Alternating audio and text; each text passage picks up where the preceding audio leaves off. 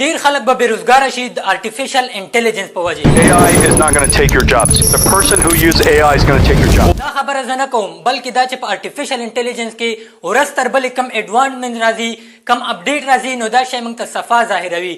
تاسو به اورېدلي چې 13 ورځ د چیټ جی پی ټي یو نوی ماډل GPT-5 لانچ شو. اوس دا GPT-5 دی څه شی ولې لانچ شو د نورو ماډلونو نه څومره مختلف دی خو دا چې څومره پاورفل دی څومره ذهین دی چې د هغې په باره کې د چیټ جی پی ټي مشر سیم آلټمن وایي. Today, finally, we're launching GPT-5.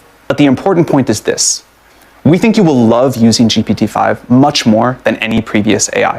It is useful, it is smart, it is fast. تاسو را سره واورېدل چې سیم آلټمن وایي چې زموږ GPT-5 د نورو ماډلونو نه بالکل مختلف دی. لکه GPT-3 تاسو ته داسې ریسپونس درکو چې تاسو سره لکه یو ذهین کس شي.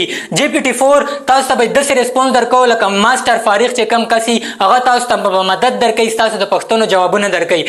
او موجوده GPT-5 مثال داسې دی چې دا دومره پاورفل دی چې لکه یو PhD سکالر چې کوم هغې نه هم زیات علم دی سره. سوال راځي چې دا ولې لانچ شو. د دې مختلف وجوهات دي خو چې کوم دوه درې مین زه درته وایم چې د دې مختلف وجوهات کیدلی شي خو دا ډېر ضروري وجوهات دي. ټولو نه اول چې کم ماډل سي دا یو خاص مقدار یو خاص وخت پورې چې په ګوګل انټرنیټ کې کومه ډیټا یې په هغې باندې ټرین کیږي.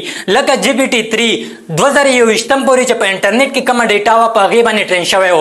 GPT-4 د سپتمبر 2023 پورې چې په انټرنیټ کې کومه ډیټا وه په هغې باندې ټرین شوی و.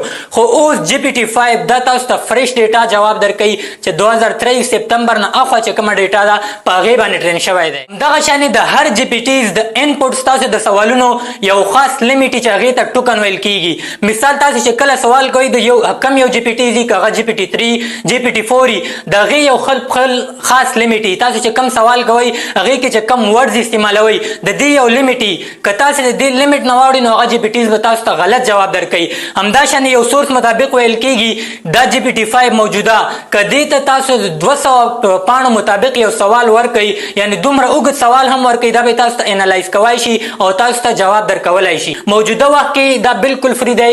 OpenAI.com ویب سایټ ته به تاسو لاړ شئ او تاسو ته به دا خپله اکټیویټ شي تاسو بالکل فری استعمالولی شئ. نو همدا اوس لاړ شئ دې موقع نه فایده واخلئ او بالکل فری دی. دې نه مخکې چې دا فرو شي بیا تاسو ورنه فایده واخلئ او استعمال یې شروع کړئ.